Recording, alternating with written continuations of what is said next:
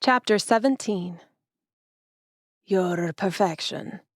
In wry amusement, Vittoria glanced at Mateo out of the corner of her eye. Thank you. You're quite handsome yourself. Mateo wore a pair of black slacks, elegantly pressed into lines, and soft leather shoes. A starched black shirt with emerald buttons lay beneath a well-fitted gray vest. With all that, and his hair worn to his shoulders and a freshly shaven face, he was handsomeness personified. They slipped through the wide, elegant halls of Magnolia Castle, headed toward the ballroom. Vittoria fidgeted with the end of her sleeve and tried not to be overwhelmed by such unfettered wealth. Zuri had spent the last 3 hours tugging Vittoria's hair into a complicated mess on top of her head. 4 magnolia flowers graced each side of an elegant tower of curls, filling the air around her with their heady perfume. Vittoria had nearly insisted against such lengths just for hair, but Zuri had begged for her trust. "It will not be so complicated or elegant as most," Zuri had muttered, pins held between her teeth as she stacked the curls. "You will stand out on your own merits. The other ladies will have hair added to their styles that's not even their own. For some women, their hair takes days, and they sleep on wooden boards to preserve it. Idiotic, isn't it?" Already, she had a pounding headache. Zuri had costumed her in a thick dress with a main layer of velvet that kept her warm from the chill of the cool night. Beneath the crimson velvet and lace outer layer of her skirt, 5 thin layers of fabric wafted around her legs with every step. Though almost monstrously large in comparison to her single-layer dress as a lavanda maid, it wasn't as large as the dresses she'd seen most landowner women wear just in the streets. There were no hoops in the long, fitted sleeves either. Still, she felt like a thorn among roses. "Tonight, the goal is to feel out your general reception," Mateo said, tugging her from her thoughts with his rich voice. "See how they respond, how you feel. What are they saying? I'm as unappreciated by some landowners as you are, perhaps in some ways even more so.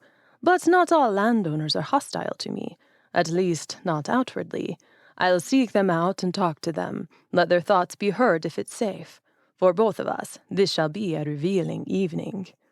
The last 2 weeks had been surprising and frustrating and lovely. Mateo's intelligence and compassion had charmed her every step. No mobs had threatened her in the darkness. The workers they helped were loving and filled with gratitude, particularly on their visits to orchards and farms. The smell of damp earth gave her a physical thrill. She missed her early life in the fields, even if the work had been backbreaking. But she'd been wildly frustrated at each turn. There wasn't a moment when Benot's men didn't have eyes on her or the house, when she could sneak out for just an hour. Even if she had, how would she find the rebels? She had no plan except for one sliver of hope at the ball. So she'd clutched that, paid attention, and waited. While she'd learned how to sit without her back touching the chair, Mateo had been locked in a room. Flashes of light and odd sounds had appeared from the rim of the door as he scoured old grimoires and attempted different spells. Zuri had laughed while Vittoria practiced landowner meal etiquette and accidentally spilled her soup. And Vittoria still spent time with her family every evening. Mateo would give her a kiss on the cheek and they'd quietly part, her heart longing for more time with him. And every day, rain or shine, Mateo fought Benot for hours with wooden sticks, swords, cudgels. Any weapon imaginable, Mateo had some prowess with it. She loved to stand at the window and watch him spar like a dance. At night, she stayed awake, thinking of Hode, Esperanza. Every time they ventured into Nechi, she watched for rebels, signs of entrances into the catacombs beneath the earth. She saw nothing, but it was clear she was on her own. How could she find a way to the rebels without Benot knowing? "Do you have any friends besides Benot, Zuri, or Balta?" she asked as they sashayed down the halls. His gaze kept darting around, as if he vaguely remembered the castle. "A few." "As in 3? His mouth twitched. "Maybe 4, the butler included." Vittoria grinned as they turned a corner.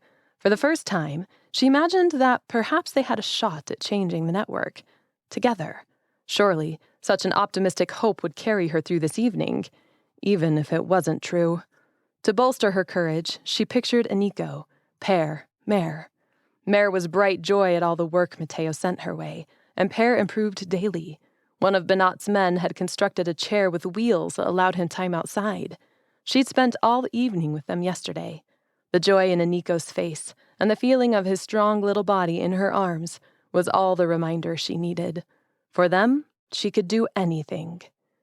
A pair of double doors spread open before them as they approached the ballroom. Tangles of dresses and music spilled into the hallway. This was elegance unleashed, the landowners in their prime. She drew in a calming breath, eager to get this over with. If you need anything, simply tug on my jacket or my sleeve. I'll make an excuse to get us out of whatever conversation we're in. Anything at all. Thank you. I anticipate you'll stir up a lot of curiosity. Are you prepared? Her face crinkled as she recalled the hours of lessons Zuri had managed to pack in, while brushing her hair, curling it, serving her food. Vittoria had eaten 7 different practice meals. She wouldn't need to eat for a week. The sheer amount of food gave her guilt. She'd saved whatever she could and given it to children in the orchards. Aside from Mateo, she had no allies here. No friends, no family, no one who knew her, which made this all the more terrifying. As prepared as I can be, I hope I don't embarrass you. He laughed, clutching her hand a little tighter. You could never do that. With that, he swept her past 2 guardians and into the ballroom. Most of the landowners had already arrived. They were packed around the open dance floor, while an orchestra warmed up on the other side of the room. Mateo had told her they were arriving 1 minute before it would have been considered rude, to give them the advantage of a crowd.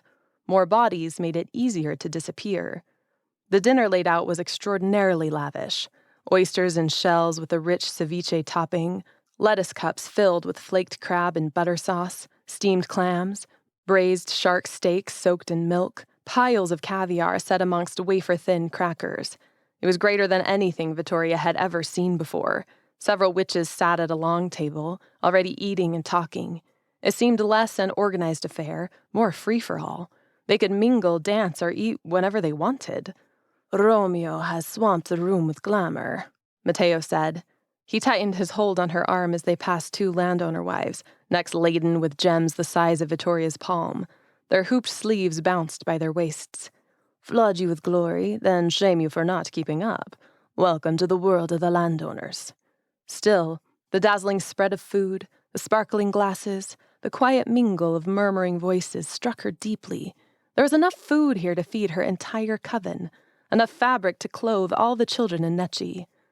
Will they waste all this food if it doesn't get eaten? Leftovers go to the staff for dinner. She felt slightly better, but doubted much would remain.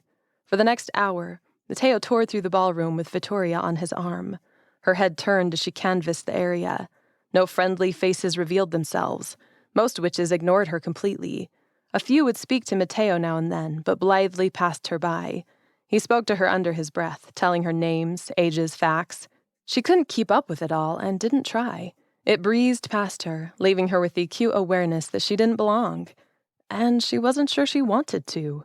Instead, she studied the women's dresses and played a game as to which potion she'd use to clean them. Silk, mostly, with yards of fabric that restricted their movements on the dance floor.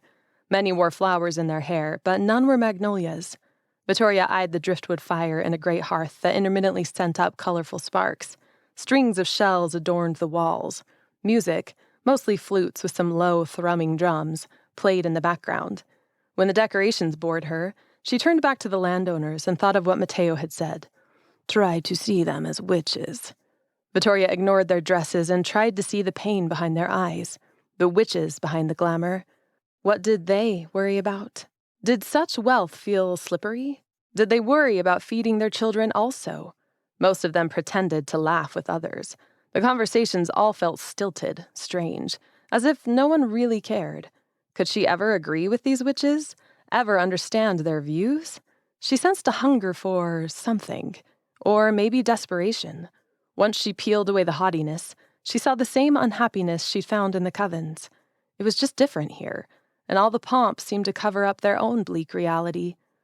Mateo.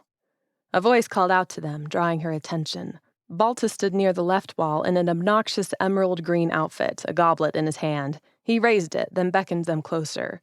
Mateo turned them that way, whispering, You're doing magnificently, Vittoria. Balta is our greatest ally here. Be prepared, however. He says what he thinks. She squeezed his arm in response. Balta nodded as they approached, but kept his gaze on Vittoria. A pleasure to meet the bravest witch in the Eastern Network, he said in a booming voice. A few heads turned their way, but only for a moment. I'm honored, she murmured with a smile. You should be. You've done the unthinkable and haven't been murdered yet. That's something in a room like this." Mateo reached for a wine goblet on a waiter's tray. His hand rested on her back and nudged her a bit closer to his side. Landowners continued to ignore them. Vittoria was relieved to stop walking. "How are you doing in your new life?" Balta asked her. His tone spoke of genuine interest. "Really doing. Anyone can put on a pretty face and stiff smile through an evening, but I'm curious what you think of bridging the two worlds." Vittoria hesitated. How honest should she be? "It's interesting." He laughed loudly, drawing a few more stares, as if witches were eager to hear but didn't want to be too obvious. "Very few witches can truly understand what this is like for you, I bet," he said, then brightened. "Oh, perhaps La Salvatore. I bet you and Mateo could pin that landowner down. He moves between the classes as fluidly as water." A sparkle of challenge met her in his eyes. She nearly smiled back. "He's a bit of a mercenary," she drawled instead. "I'd be afraid to know a man like that, I think." Balta's expression didn't change. "And who said you wouldn't have to be to survive such a gap?" There was entirely too much gravity in his tone now. "Then again, you are still very much protected by the workers, are you not? You could at least go out among them without fear. No landowner wife can do that. Perhaps you are the freest witch in the network." "While some of my class believe I've sold out, it's not entirely safe." He shrugged. "As witches do. Can't control their thoughts. Regardless, you're in a position of some power. If Mateo, by some miracle, does win the throne, then you'll be handfasted to the High Priest. You'll be safe among the landowners, though likely not welcomed, because they have to respect you. They'll be monstrously unkind, but words don't kill." "They sure can come close," she thought. Balta was the first witch to put into words what had been swirling around her head all this time, to articulate the strange position the betrothal had thrust her into. She belonged to no one. None truly or readily accepted her, but neither did they shun her in violent ways. Would she always live in those in-betweens? It seemed lonely. The words, "position of power," rang through her head. Balta let out a long breath. "Doesn't matter anyway, Vittoria. You and your workers can keep praying to your givers. Let them believe in La Principessa or La Salvatore if they must have something to believe in." "It's more than that," she said, startling herself with a sense of defensiveness. "The givers are hope." He rolled his eyes. "La Salvatore, La Cristiana, whatever you want to call them, they're all the same thing. Tales created by desperate minds. Do you see the madness in it? The witches have created the idea of La Principessa, and now they believe in her as a blessing from a sea goddess no one believes in anymore." Vittoria clenched her fists. What frightened her most was just how close to her own thinking he'd come. So why did it bother her that he held the same opinion she did? Why should she care what a landowner thought? Mateo gripped her hand so tightly her bones ached. She squeezed back, and he eased off. "Not unlike honor, which has no corporeal form nor capacity for intervention, but is allowed to decide the course of your lives." Balta laughed. "You are brave, Mattia. I honor that wholeheartedly." Another voice broke into the conversation. Both Vittoria and Mateo turned at the same time. A young man approached with what could almost be called a warm smile. Vittoria was eager to see someone else in order to get away from Balta's intensity. Perhaps shunned silence was better than discussing such matters with landowners. She may not believe in the givers any more than they did, but she didn't ridicule her witches for their beliefs. The approaching witch was likely no older than 21, and had the beginnings of a sooty beard on his face. Vittoria studied him, startled by his open curiosity as he regarded Mateo. The young man and Mateo grasped arms. "I'm Iker," the young man said. "My pair just died and left me with a prodigious inheritance and much property. I'm curious about your ideas if you win the throne. My uncle says he's listened to you and likes some of your progressive thoughts for the economy. Would you be willing to discuss them?" Vittoria released Mateo's arm and shuffled back a step. As exciting as this sounded, she'd rather do a bit more exploring away from the landowners. Their general stony silence over her was clear enough. Besides, what harm could she possibly come to in a world where she was all but invisible? Benat and Jaska were mingling in the crowd anyway. Mateo grinned at Iker. "I'd be more than happy to. Please." He turned to check on Vittoria. She gave him a quick smile and a wave, already several paces away. Let him work his leader magic. She wanted to find the real heroes of the castle, and she didn't need him to do that. Concern flitted across his face, but she gave him another confident glance and a small nod. Slowly, he nodded in return. "I'll give her one thing." Balta's muttered words faded as she slipped into the crowd.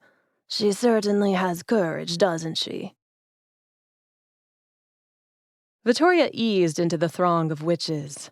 "Don't walk alone," Zuri had said. "A landowner wife should never leave the ballroom without their husband. It's a recipe for scandal and disapproval." She couldn't fathom why. Vittoria had roamed darkened streets in the middle of the night as a lavanda maid, armed with only a metal pipe. Slowly, she circled the edge of the ballroom and tried to find another passing waiter, but they seemed to have disappeared. Even alone, she practically didn't exist. Among the glittering gems and dresses, she sought out a familiar uniform. Green and gold, the workers.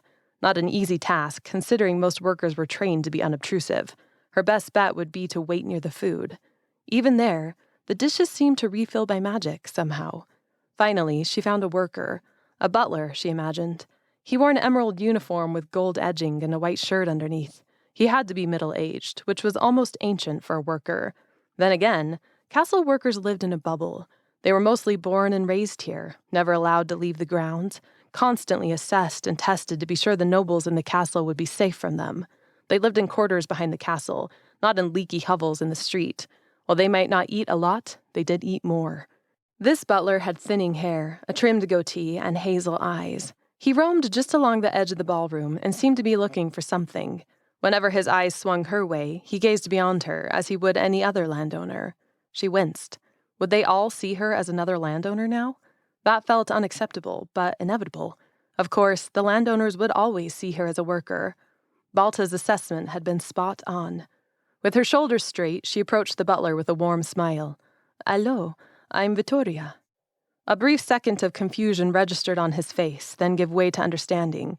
His gaze darted to the magnolias in her hair and back to her face. His mouth rounded into an O. "Might I ask your name?" "Ah, Zaldar." "An honor to meet you, Zaldar." She curtsied to him, the same curtsy Zuri had taught her to use when meeting a landowner.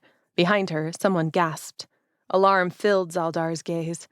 "Is there some way I may serve you, lady?" he asked with a little bow. "Oh, no, nothing I couldn't do for myself, thank you. Actually, I just wanted to meet you. How long have you worked here?" He blinked. "Meet me?" "I've never known a worker from the castle. I've been a lavanda maid for the last several years. Before then, I came from the farms. You?" Zaldar struggled to respond at first, so she gave him the space to wrestle his shock. I've been here my whole life," he finally managed. "My mare was a maid when she had me, and they conscripted me at the age of 3. My wife was also conscripted here as a child, and so were our daughters." "I was born on the farms," she said with a little smile. "I often went from field to field through the spring, summer, and fall. We moved all the time through the land, so I can't imagine staying in one place like this." Vittoria felt, more than saw, his sudden tension. "Is it safe for you to speak with me?" she asked quietly. "If you shouldn't be seen with me, I would understand. I'll leave immediately, in fact. I'm looking to find a friend here." She gestured to the crowd behind them. "They all hate me, or fear me, and maybe I don't blame them." His shoulders relaxed a little. He studied her more closely. Finally, after what felt like an eternity, he said, "It's safe." But his eyes flickered back to a balcony not far away, swamped with landowners in their frippery. Most of them were young men, flirting with girls younger than Vittoria. The girls leaned on the banister near the edge of the half-dome and batted their eyelashes. "Do you enjoy it here?" "As much as anyone would, I imagine." "All this stuff." Her nose wrinkled. "I can't make sense of it. Can you imagine owning so many things? What would you do with all of it?" Amusement crossed his gaze. "Indeed, after the farms, I can imagine not. I've heard that workers sleep outside, on the ground." "We did. Did you like it?" She grinned. "Very much. At least in the summer. When it was too cold in the winter, there were crude shelters that kept us this side of death. Are your accommodations better here?" "Yes." "You mentioned daughters." The ice in his expression seemed to melt. He beckoned her to follow and moved along the edge of the room, away from the balcony. For the most part, they stayed out of the way of the landowners. No one seemed to notice her here. While Zaldar spoke warmly of his daughters and 2 grandsons, Vittoria reveled in finding a new friend. "My only daughter who survived childhood is Melda. She was conscripted to the castle at 3, and she still works here today. Her 2 boys are in the stable now, conscripted at 3 also. It's a good life, comparably, except for those unfortunate enough to be personal servants to certain witches. They don't beat us here." Vittoria sighed. A rarity these days, when the rebels engendered fear and landowners responded to attacks by tightening their control. "I'm glad to hear it. Do you mind if I ask you a question? If you have been here so long, Zaldar, do you remember the High Priestess Esperanza?" The question was a wild shot, but it seemed to hit the mark. His expression clouded. Vittoria forced herself to hold his gaze while he stammered for a reply. "Esperanza?" "Yes. Why do you ask?" "Curiosity." She turned to see Mateo through breaks in the crowd. The music sang in the background, coaxing couples onto the dance floor. "He says so little about his mare. In fact, no one mentions her much. Given that I will be the next High Priestess, I wanted to learn from the previous ones." Her response had given Zaldar a moment to recover his composure. "The days of Esperanza were interesting, of course. She was a beautiful woman, elegant, a natural in such crowds, had a talent for reading a room and knowing who to talk to." Vittoria managed a light laugh. "Unlike me, you mean?" He cast her a wry, sidelong glance. "Not what I meant, of course, but you were not born to this. Then again, neither was Esperanza. But there was something in the way she carried herself." "Wait, what do you mean? Esperanza was a worker." Zaldar's eyes wrinkled as he frowned. "She pretended to be a landowner, but was actually a rebel when she handfasted Hode. Even he was fooled." Something cold flowed through Vittoria's blood. Esperanza was a spy. Her mind could hardly fathom it. "Oh, fearless, really." He sounded distant until he turned back to her. "Like you." Vittoria bit back a startled laugh. "Did you meet her?" she asked instead. "Not officially. She played the part well and mostly ignored us, but I did work around her and assisted several times in her personal quarters with the boys, and with other little things." "Was she kind to you?" Zaldar appeared lost in his own thoughts, as if recalling a memory. Eventually, he nodded. "Yes, she was kind. There was a sense of hesitation between her and the workers. The truth of her story didn't come out until much, much later, of course. After we all found out, her life here made more sense. She was always cautious. Too cautious to be a regular landowner, and she asked little of the workers who served her, but not little enough to draw suspicion." "But why would she do such a thing? Why was she not piked for it?" Vittoria couldn't hide her astonishment. Was this why Mateo didn't want to speak of his mare? Zaldar shrugged. "She was a rebel through and through. I assume that's all the motive she needed. As for piking, I'm not sure. Hode, for lack of a better word, loved her. At least he seemed to. I remember when they first met. He was sotted, certainly. Most landowners were too dazzled by her presence to be otherwise, and it was more than just beauty. But grace, the way she carried herself. She believed she was a high priestess. With her keen mind, one would almost have thought she could have ruled." He laughed at that, and no surprise there. History had recorded no female leaders in the Eastern Network. Other networks, such as the Central Network, had no such restrictions. But it wasn't done here, and certainly not during the Castaneda dynasty. Vittoria's mind spun with questions. So many of them rushed her at once that she was struck momentarily quiet. Zaldar, meanwhile, glanced at the balcony again. He nudged them back a few steps. "Do you think they actually loved each other?" she finally asked, recalling bent, shriveled Hode with a shiver. Could the man who sent assassins to kill his own son ever love anyone? "Oh, yes." Zaldar nodded, though he appeared troubled. "Back when such a man was capable of any selfish emotion, yes. Some say that finding out the truth of Esperanza is what made Hode the monster he is today." "What happened after he found out the truth?" "I don't know how he found out. Just that things changed. One day everything was normal. The next, Hode sent her and their sons to the country. After that, we never saw her again. Rumors around the castle were that she found refuge in the country and preferred it there. She lived there until she died. A quiet exile," he added gently, "but far better than a pike." A distant gong announced the 12th hour. There was still so much history left in the gaps of what Zaldar had said that she only had more questions. Did Hode want to know why Esperanza stayed with him, or why she stayed in the country, or why she stayed somewhere else? Was she desperate to leave? Because she sounded rather at home in that palace. Zaldar, occupied with staring at the balcony outside, missed her soft intake of breath. A familiar, aged man stood across the room, his bent back giving him away, his head canted up to stare straight at her. Hode. The chill in his eyes sent a shiver right down her spine. Vittoria's stomach clenched, her body flushed with cold. His parchment-thin lips moved. Seconds later, she heard a whisper, as if he stood at her ear, sent by an incantation, no doubt. By sheer force of will, she didn't turn to look at the spot next to her. Instead, she held his glacial gaze. "You," Hode whispered in the dark tones of his gravelly voice. "Seek information in the wrong place, La Principessa. There is much for you to discover. Your nephew's life is at stake. Or have you already forgotten?" An image of Aniko slipped through her mind then. The sunlight dancing in his hair as he ran through the trees near the quarry, a giggle on his lips. "Don't be a fool." His whisper faded away. A landowner wife sashayed by, breaking their eye contact. When the woman passed, her exorbitant skirts trailing paces behind her, Hode was gone. Vittoria felt as if all the warmth had left her body. "La Principessa?" Zaldar sucked in a sharp breath. "The time has come," he murmured, then put a hand on her wrist. Only a worker who deeply trusted her would dare touch her, even if she only masqueraded as a landowner. "Mateo need not look far to find his friends here," he said. The sudden intensity of his voice startled her.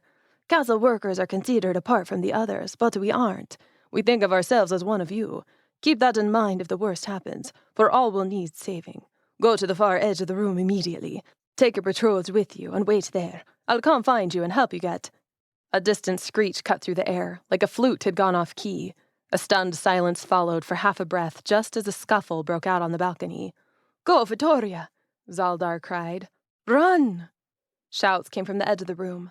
Zaldar thrust her behind him as a swarm of witches stormed the ballroom from outside. They wore dark gray robes, black breeches, and deep hoods. The rebels had come.